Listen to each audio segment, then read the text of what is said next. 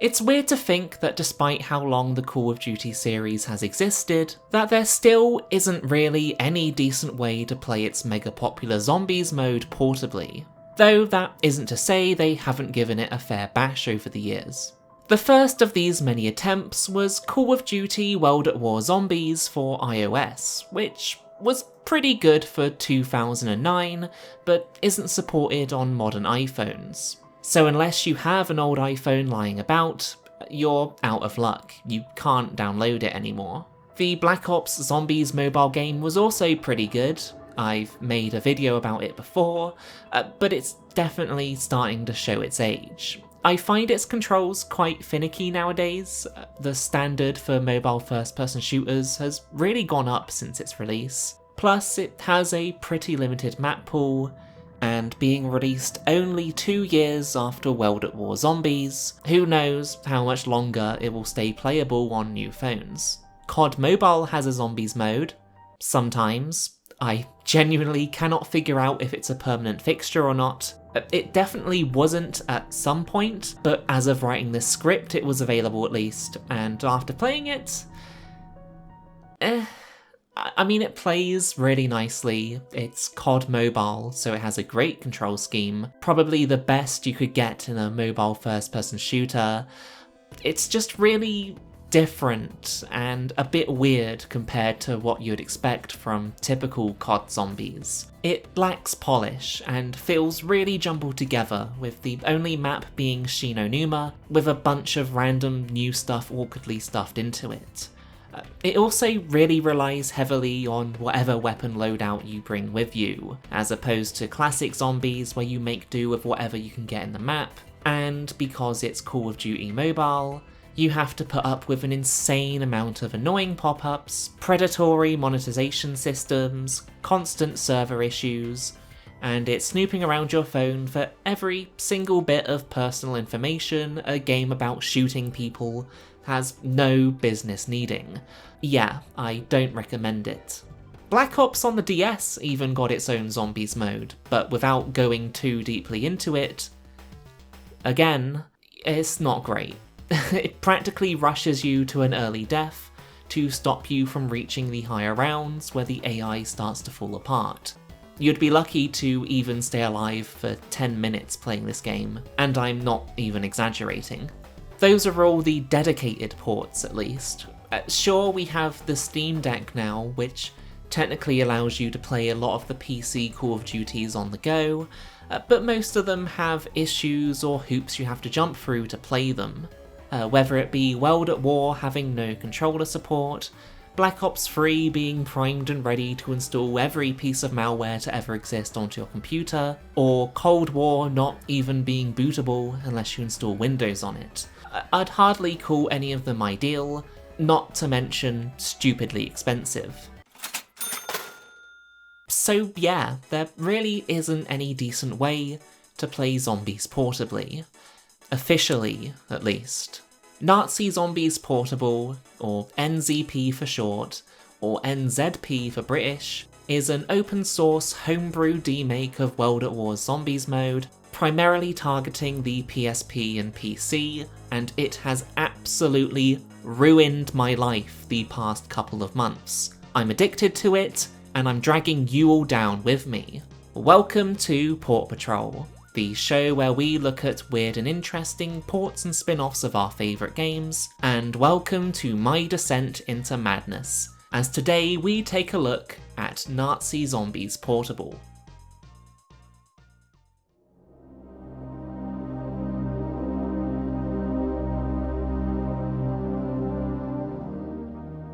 NZP is an ongoing project aiming to faithfully demake World at War's Nazi Zombies mode on a plethora of different systems. Starting development over a decade ago, being developed on and off by different people, just like Call of Duty, it's based on Quake, and has found itself released on PSP, PC, Mac, Linux, PS Vita, Nintendo Switch, 3DS, iPod, and even web browser. A lot, basically. If there's one thing you should take away from this video, it's that if this game looks cool to you and you want to try it, You don't have to go to the effort of modding the console, or even the way less effort of downloading a file. You can just go to the best website name ever, nzp.gay, and play it right there. Now, trying to make this video has been an absolute ball ache, as you can probably guess by the way it has taken literal months for me to finish it. I've been working on this video since July. I've really tried my best to be as thorough and up to date with everything I'm talking about here as I can, which is obviously quite hard with a game that is available on 9 different platforms and is updated nightly. I've had to scrap pages upon pages of notes and literal tens of hours of footage, as aspects of the game were updated, invalidating old complaints, creating new ones, and then invalidating those too. So, for the purpose of this video, I'm mainly focusing on the PSP version, as I think it's the coolest and most interesting. But I've also played the game on Vita and PC, and we'll talk about those versions too. And just for full disclosure, over the course of making this video, I've become friends with the project's main developer Ivy, and have contributed in some ways towards the project I will get into more detail on later. I don't think this really counts as a conflict of interest, as I don't have anything to gain from making this video and trying to get people interested in the game. If anything, as a member of Ivy's Patreon, I really only stand to lose money to continue supporting the game's development, but I thought I'd better get it out there just in case. I really do think this is a cool project, and I hope this video does a good job of showcasing why I feel that way. Okay, with all that said and out of the way, let's, actually play NZP.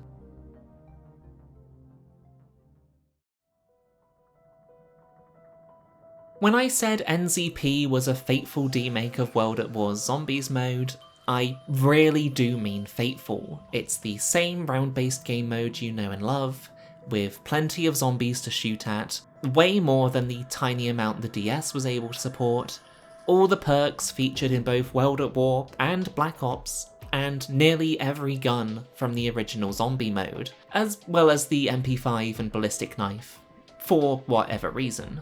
The only weapons missing are Molotovs and monkey bombs, but everything that is here has been recreated to be a near perfect match to the source material. Every gun was tested against the CoD Wiki's listed stats, and further adjusted when some of those stats turned out to be wrong. The original guns from World at War were timed with stopwatches to see their fire rates, how fast they reload, get put away and get taken out, and were then matched here. I watched a live stream where the developer spent 40 minutes watching the crustiest videos you've ever seen in your life of bouncing Bettys being used in World at War, just to make sure that the timing and bounce height of them in NZP was a perfect match. Everything that could possibly be faithfully remade is. I mean, who could forget the iconic Pack-a-Punch animation where you eat a cookie? So it might be a fateful recreation of World at War Zombies, but is it actually any fun to play? Yeah, it is. The mode translates surprisingly well to the PSP. Sure, the screen might never get filled with quite as many zombies as World at War. On PSP it can only support 12 existing at once as opposed to the original game's 24, which doesn't sound like all that many, but when they're all coming at you it can still feel pretty intense. It's the same loop that made the original game so addicting. Kill zombies to get points, spend points to get better weapons to kill the zombies better, and repair the barriers, which you now seem to repair by letting them smack into your face, judging by the camera shake. There really isn't much for me to say. Don't look at the video timeline, ignore that. I mean, it is so accurate. If I try to cover everything in detail, the entire video is just going to be me saying, hey, remember that thing from World at War? Well, guess what? It's the same here too, wow. So what would be good to highlight then is this game's only big divergence from the original, and probably its biggest shortcoming, the zombie AI. While everything else in this game might be a one-to-one match, these zombies are very primitive. They work very differently to the original game. They can't really properly navigate to you, but instead navigate a series of waypoints set out by the map creator until they get to the one closest to you, and then they try to get you. And I'm not criticizing that. Like, yeah, obviously the PSP zombie game is going to use simplified pathfinding, and when this system works, it's fine. But it doesn't take a lot to start making it not work. You'll see a lot of cases where the zombies will move in pretty funky ways, or they'll seem to get stuck on seemingly nothing, or they'll be sprinting right at you and it feels a lot slower than it should. They aren't very smart, basically. It's really easy to dodge them if you see them start moving from one waypoint to another, and then just walk past them, because they won't be able to turn around until they reach that new waypoint. Hell, sometimes you don't even have to do that. You can just walk back and forth, and they'll have no idea what to do about it, and double hell, sometimes you can even just stand still, and they won't know what to do. And if they aren't getting stuck on nothing, they'll actually get stuck, so you'll have to spend some time running about at the end of a round to try and figure out which window the zombie can't jump through for seemingly no reason. It can be frustrating at times because it can be so easy to accidentally break or abuse the AI, and obviously that can make the game really easy, but that isn't to say they're completely useless. They can absolutely still catch you off guard, and they can still become an overwhelming horde if you don't manage them correctly. When the system works, it works well, so it is disappointing that it is so easily broken, when the rest of the game is so well made. At the very least, as a silver lining, being the mode that it is, the further into a game you get and the more zombies the game throws at you, the AI problems do become harder to notice when you're trying to deal with so many of them. Thankfully, and I quote, a major and total fucking overhaul is planned at some undefined point in the future, which would totally revamp how the zombie AI works, bringing it more in line with World at War, but until then, it's something to bear in mind as you play. It's a big sore spot in what is otherwise a pretty spotless game right now, but I do appreciate the cruel irony of the one thing I have the most to complain about in the zombie game being the zombies.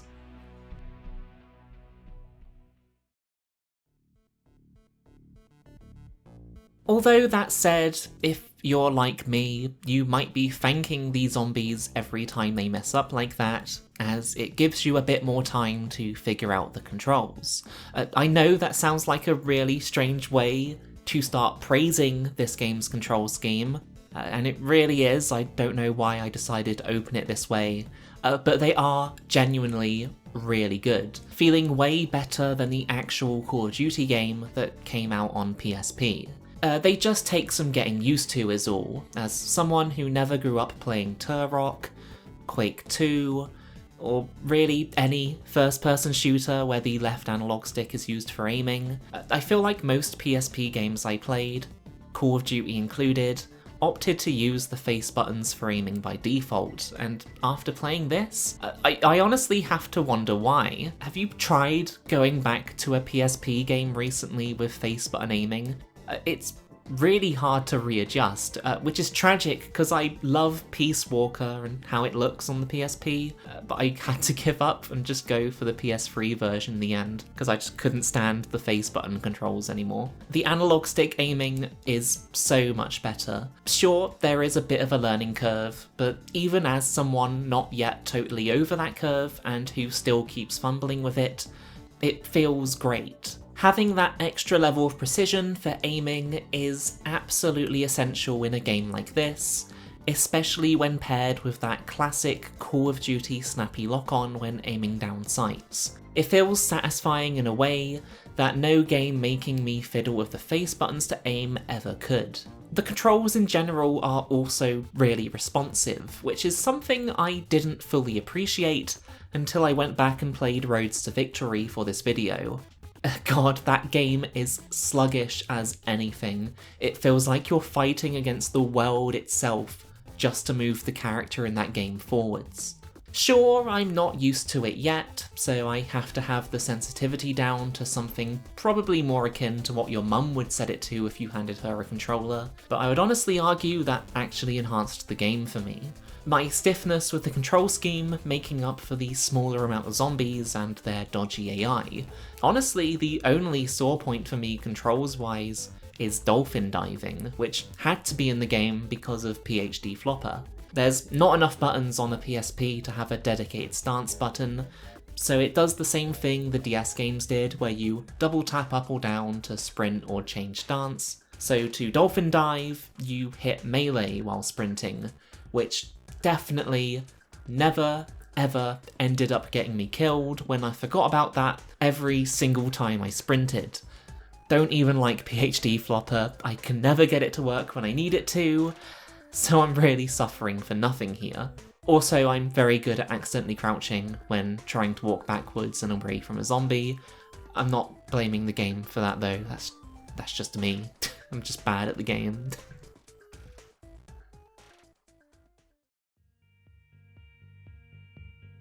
Gameplay-wise and control-wise, NZP absolutely nails it, but what about content? What is there to play through?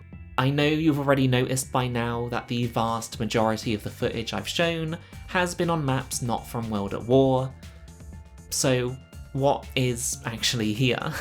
Well, to get it out of the way, yeah, the only map featured in this game from World at War is Nacht und Toten, and while work has been started on the other maps, they're not coming anytime soon. The main focus of development right now is feature parity between the 80 million versions of it that exist, and polishing up what's already there. And that did disappoint me when I launched it at first, mainly because I just don't like Nacht und Toten that much outside of its historical importance to the game mode, but it's not all bad, because just like Call of Duty on PC, NZP has custom map support and comes with quite a lot of them included, with more being available to download online. Now, the quality of these maps does vary. I will say a lot of them are quite gimmicky. You don't see all 8 perks lined up against one wall and think that it's the pinnacle of game design or anything, but they're okay for what they are. They definitely have that custom map vibe, if you get what I mean. They don't feel like something you'd expect from a real Zombies map, though the 2 extra maps from NZP's team, Warehouse and Christmas Special, do come closer to that feeling. And no, that's not a Christmas-themed map, it's a map that released on Christmas. That's not confusing at all, shut up. They have their charm, even if a little janky in places, but you're not going to find anything that would really scratch that, large, sprawling, complex map itch like Kino de Toten or something like that. I mean, you will find Kino de Toten here, but it's not finished. The zombies lacking the pathfinding that would actually make the map playable. It's just sitting there, mocking me. So tantalisingly close to being able to play my favourite Zombies map ever.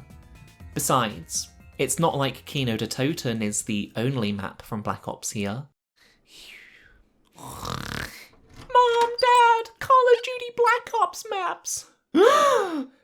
That's right, Call of Duty Black Ops for Nintendo DS. Rejoice, Black Ops DS fans, while the console plebs weep and beg for such low-tier maps as Verrucht and Der Rise to be added to the game. Us DS chads are already winning with remakes of the all-time, classic, memorable, iconic maps House and Temple. What's that? Kino de Toten is the best map ever made. Well, if it's such a good map, then why did the person making it never finish it? Shit map confirmed. And hell yeah, I'm a massive fan of this. Not only because I am stupidly obsessed with that game's Zombies mode, but also because I am so stupidly obsessed with that game's Zombies mode that I spent 2 months learning how to use this game's map making tools to remake them. I made these maps, and now they're bundled as part of the game for everyone to play and enjoy. Or at least as much as one can enjoy the DS maps anyway. Which is really fucking cool, and a little bit terrifying too. I hope you like them. And sorry, by the way, I can only apologise for subjecting you to them. But yeah, how about those maps? Aren't they cute? I just love how this game looks in general, especially Nacht Untoten. It's been so beautifully remade here, down to the smallest bits of geometry. Or at least the smallest bits of geometry a PSP can handle. It looks awesome, probably the prettiest map in the game, and I think when you first hear that this game is based on Quake, you wouldn't expect it to be this detailed. I mean, it for sure channels that retro energy when compared to something like Roads to Victory, with things like sharp pixel filtering on textures and adorably low poly models. But yeah, I guess saying something is Quake-based is like saying something is based on Doom, as if that is any sort of restriction on creativity or pretty level design. I especially love the use of the dithering effect which a lot of PSP games use. It looks fantastic here, as does the coloured lighting, which really pops on the PSP screen. And you really need those colours to pop, seeing how dark and moody this game is, which is partly intentional, being Nazi zombies. It's hardly meant to be a delightful summertime romp or anything, but mostly because the brightness slider was broken on PSP when I made this video. So apologies if the colours look a bit fucky or change a lot between scenes. I tried my best to mess with filters and settings in my recording software to try and make the game actually watchable. Without them, this entire video would probably just be a reflection of your face because the screen would just be black. Just about the only thing I don't like about the graphics in this game, apart from the broken brightness slider, is, ironically, Nacht Untoten, which I know I said earlier was the prettiest map in the game, and it definitely is, but it's also one of the oldest, so it has all of these weird, massive blocks of unloaded level in front of you while you're playing it.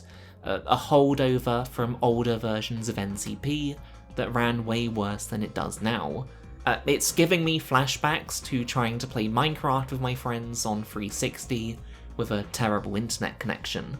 Performance of the PSP version has come a long way, so hopefully someday soon it will be able to run Nact without needing all these ugly boxes obstructing your view, because it would look absolutely gorgeous and free every other version from having the same ugliness. Knowing my luck, it'll happen before I even upload this video to make me look like an idiot.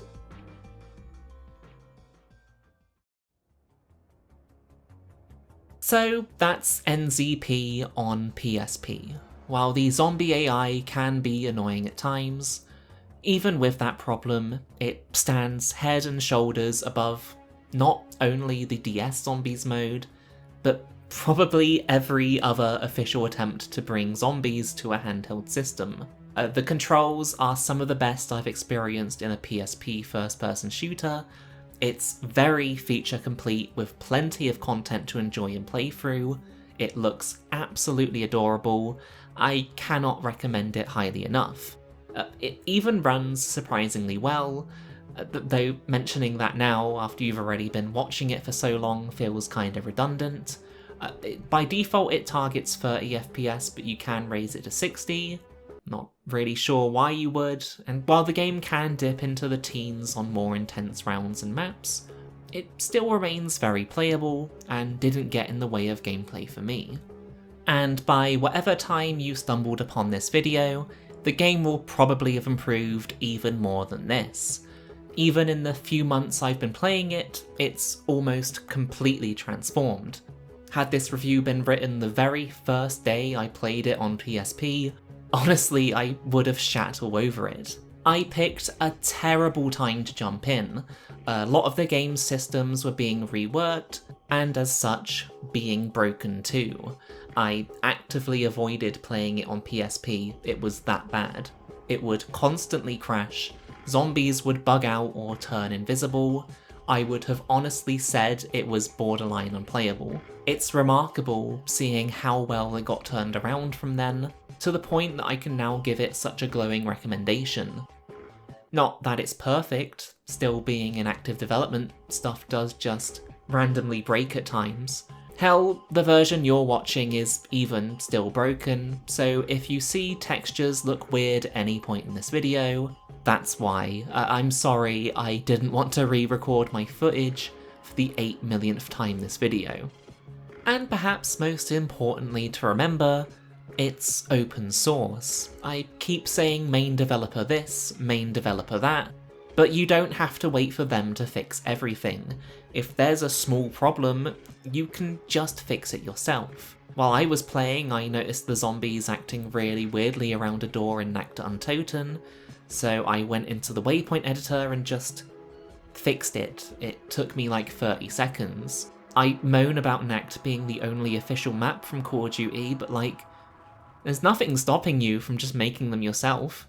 There was nothing stopping me, I just completely dedicated my attention to the wrong official Call of Duty maps. But you know, you could make them. It's probably the most valuable thing about NZP above all else.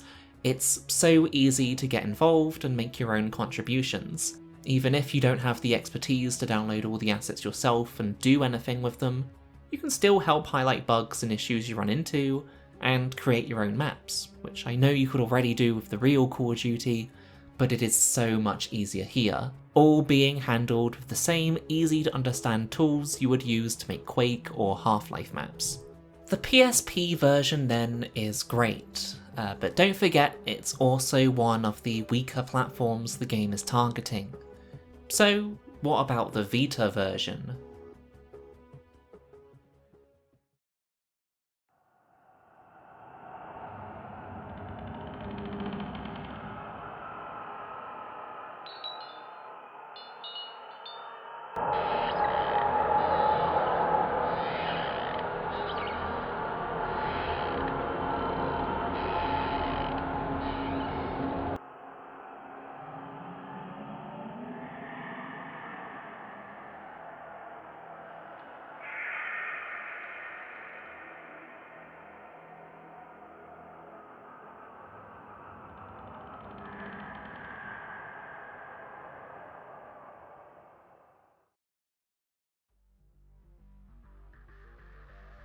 And for as much as I love the game on PSP, I have to admit the Vita version is my preferred way of playing the game, even if graphically I do think the PSP just about edges it out. Which sounds silly, they're the same game, and yeah, they use the same assets as each other, but there are subtle differences between them in terms of certain effects and brightness, not least of which being that the brightness slider actually works here. I think the way the colour pops out more vibrantly on the PSP makes for a more striking presentation, and I think the low resolution and dithering effect really complements the visuals. Though, I mean, that said, still looks pretty nice, doesn't it? Even if I subjectively prefer how the game looks in a low resolution, I can't deny that the 2x resolution bump you get from PSP to Vita is very nice. It looks lovely and crisp on the OLED screen. Not to mention, it runs a hell of a lot better, from a shaky 30 FPS to a more stable but still slightly shaky 60, and the extra analog stick is very welcome. It makes the control scheme a lot more closely resemble that of a regular Call of Duty game, but what really catapults this version upwards are the gyro controls. I had no idea the Vita was capable of doing Nintendo Switch-esque gyro aiming, but this game has it, and it absolutely fucks. It is again then a fantastic way to play the game, but the better controls are both a blessing and a curse. A blessing because the game feels absolutely fantastic to play, and I was no longer stumbling over an unfamiliar control scheme, but also a curse because it makes a game where the zombies were already easily flummoxed by the player, even with those fumbly controls, even easier when you have so much better control over your movements.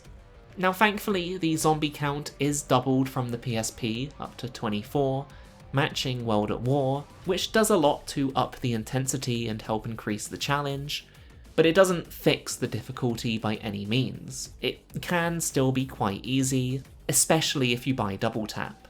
I actually go out of my way not to buy it when I play, because it makes the game way too easy in my opinion, not only increasing your fire rate, but also doubling the amount of damage you do, which is an absolutely insane buff. Way more than what pack-a-punching a weapon gives you for less than half the cost.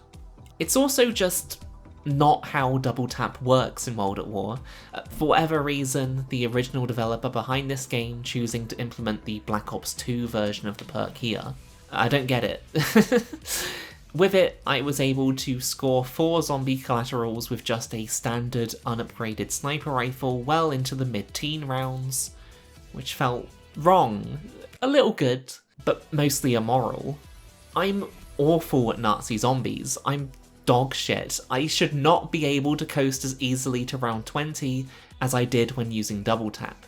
It genuinely made the game boring for me at times, which is why I just ignore it now until I get to those mid-20 rounds where it feels like I actually need to use it. There is an update planned in the future to add the original double tap without the damage buff to the game, alongside its Black Ops 2 version, so mappers can decide which one they want to use, but until then, yeah, I just ignore it. The game can still be challenging, even with the zombie AI issues, still being able to gang up and catch you off guard, but double tap really ruined a lot of that for me, at least in the early rounds. At the very least, I can still say it's harder than Black Ops on mobile. You know, I'm not here ranking up 100 round games like it's nothing. In a funny way, my favourite map to play on ended up just being Nectar Untoten, even though I think as a map it's really boring, just because the lack of perks and strong weapons in that map really makes for one of the hardest challenges in the game. Don't let that massive paragraph of negativity hold you back from playing this version though. I still think it's absolutely the best way to play the game. It looks great on the Vita, feels great to play, it runs great. Basically, it's really good. Even if I had to go out of my way to make the game more challenging for myself, once I did that, I still found the game tough and enjoyable, janky pathfinding and all. So what are you waiting for? Dust off that Vita you bought a decade ago and played for about a week before running out of games for it, mod it, and enjoy.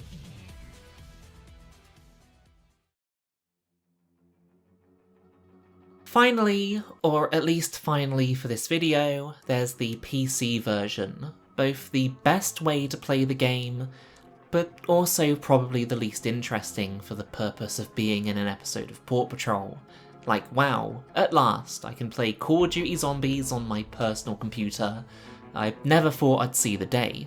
So yeah, while it doesn't have the same novelty as the versions for PSP or Vita, which never had their own versions of the game mode, that isn't to say the PC version isn't worth trying. Like the others, it's really good. Solid frame rates, great controls, even if Dolphin Dive is still mapped to melee while sprinting, god damn it. It feels fantastic to play, just as good as World at War, which is probably why I keep dolphin diving like an idiot. My muscle memory was just taking over. But well, yeah, it's the version I have the least to talk about. What more do you want from me? There really is only the minorest of minor details different here. The graphics share the same assets as the PSP game, but obviously now viewable in full HD, making it both the best looking version of the game, but also funnily at the same time it's the worst looking version because of how it's missing certain effects. What was once fire on PSP becomes floating orange balls, and what were once explosive grenades now seem to make zombies disappear in a puff of smoke like a bad magic trick. This was fixed halfway through writing this video, but it was funny, so I kept it in. I still think it looks really nice though. even if personally I think the game looks better in a lower resolution than a HD one. Seeing this game so crisp, it feels like playing Doom in HD. It feels illegal. Thankfully, if you're a freak like me, there's a console command you can use to lower the render scale, so even on PC you can have your wonderfully chunky pixels. Just make sure you use a negative number, and don't, like I did, assume you need to enter a percentage, like 50 for half the resolution. Otherwise you'll find your game becoming unplayable, as it's suddenly trying to render the game at whatever 50 times 1080p is. The zombie AI is also quote-unquote better on PC. They'll break away from waypoints way earlier than in the other versions, which does make the zombies a bit more formidable now. You can't just abuse the waypoint system like you could in the other ones, but I also found it just ended up getting them stuck on walls as they try to head directly to me from somewhere they can't actually reach me from. Or at the very least, they did yesterday when I wrote that down in the script, so of course an update released today that helped fix that, which does remove most of the more egregious cases of zombies walking to walls, but it does definitely still happen occasionally. I've probably played this version of the game most out of all of them, even if that's mainly due to how much testing you have to do when making custom maps. Just again, the only real negative is that playing with a keyboard and mouse gives you an even greater level of precision than the Vita, making the game even easier still. So definitely avoid double tap here if you're looking for a challenge. The web browser version is also basically the same thing as the one you download, just minus a few options in the menus, but it plays identically. I think there may be a slight amount of input latency added when playing it this way. The mouse definitely feels a smidge heavier, but if you're bored at work or whatever and have a bit of spare time, it's a nice option to have if you're looking to kill that time. And the web browser version does have a secret up its sleeve, making it worth playing no matter what version you want to play most.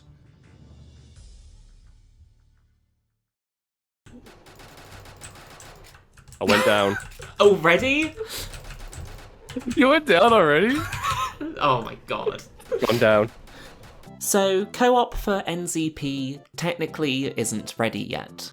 The option is greyed out on the main menu, and isn't accessible at all on most platforms. But on the desktop versions of the game at least, you can access a rough, work-in-progress version of the game mode, and once again, I managed to somehow convince my dear friends Joyless and LTarget to play a weird version of Zombies with me.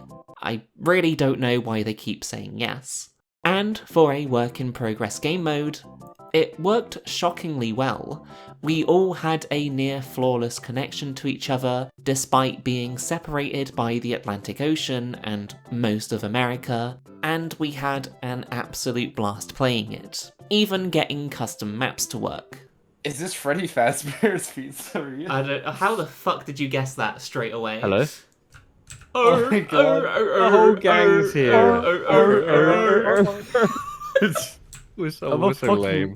I'm a fucking idiot. It felt just like playing Nazi Zombies co-op, down to even the smallest details I remember of the time, like constantly getting stuck in electro traps.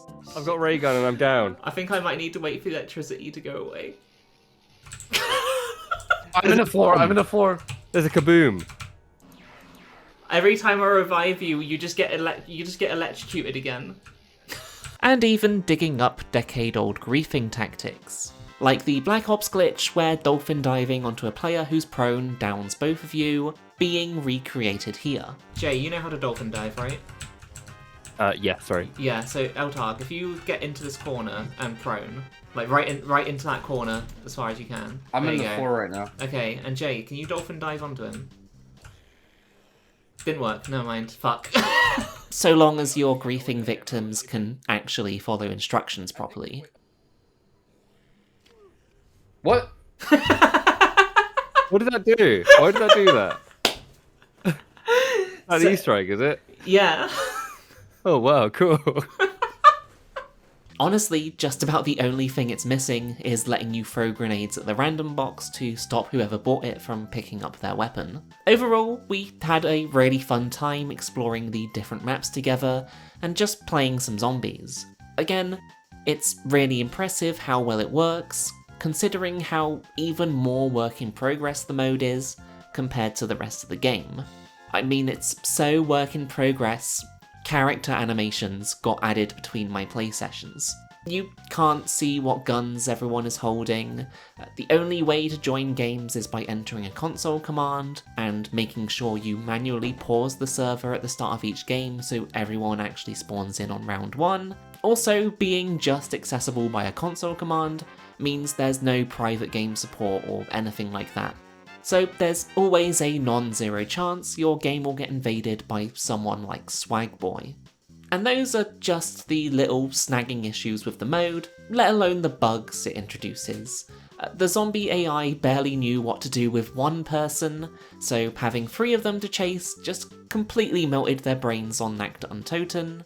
There were also a few times where going down and reviving didn't work properly, either not highlighting someone who went down, or letting the person who went down stay alive for way longer than they should have been able to, or even one case where I revived my friend right as they despawned, meaning when they entered spectate mode, their model was just flying around in the sky like a ghost. Plus, and I know I sound like a broken record here, but the game is still a bit on the easier side in those earlier rounds, so we were able to play most of our games without really having to try all that hard or worrying that we would lose, despite how often we kept going down just from goofing off.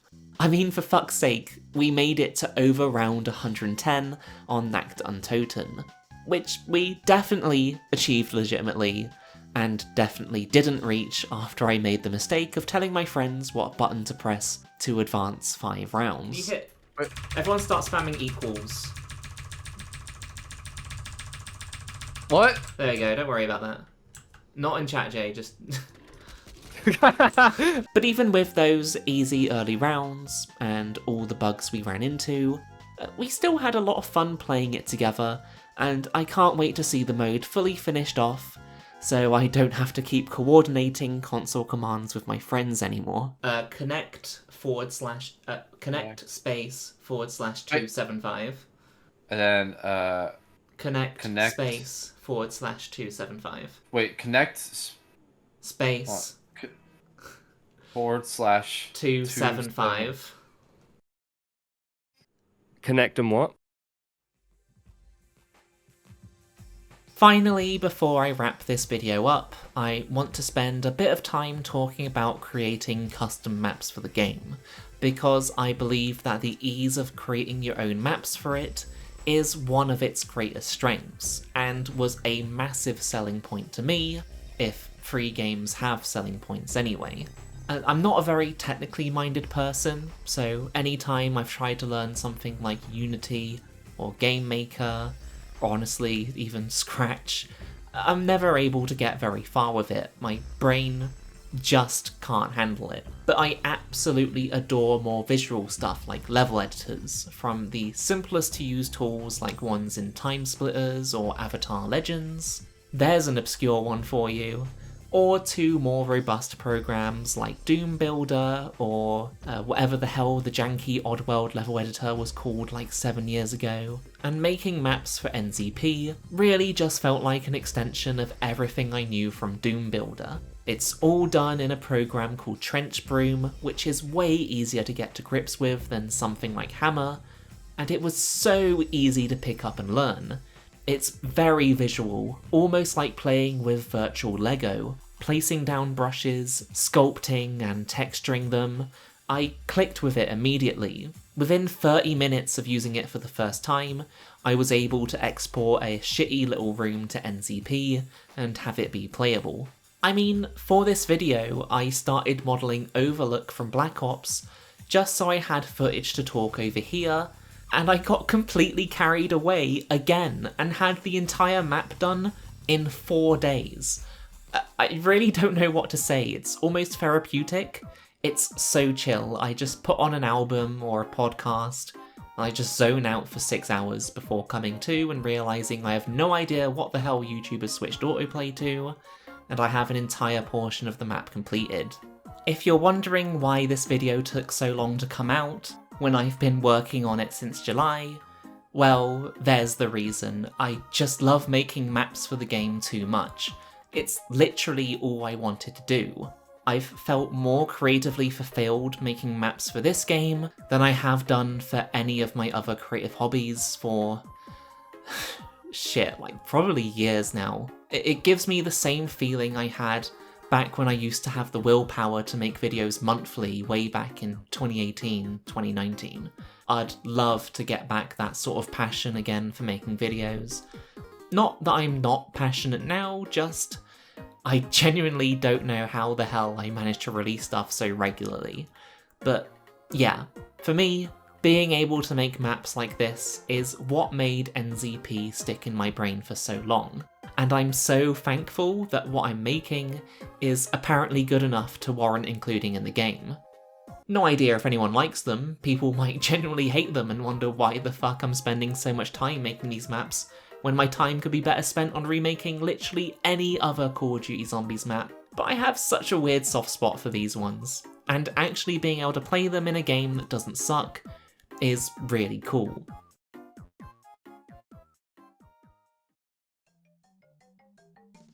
Once again, for the second time in a year, I've managed to talk for way too long about an obscure handheld Call of Duty Zombies game. But I hope amongst all my unhinged rambling, which is basically all this video has been, let's be honest, I lost the ability to write coherent short scripts years ago apparently, I hope I got across why I think NZP is so interesting, and why I think it's worth your attention. And I also promise to not talk about Call of Duty Zombies for at least another year. With so many ways to play, and so many maps to play through, I can honestly say that NZP is hands down the best way to play Call of Duty Zombies portably, and even non-portably, it's pretty damn good. It has everything you would expect from the game mode, and it's translated across with incredible attention to detail. The rest of this video may have been long, but this outro will be short and sweet. I think you should check out Nazi Zombies Portable. Dust off your old PSP, or even just load up a web browser. However you want to play it, I think you'll have an amazing time.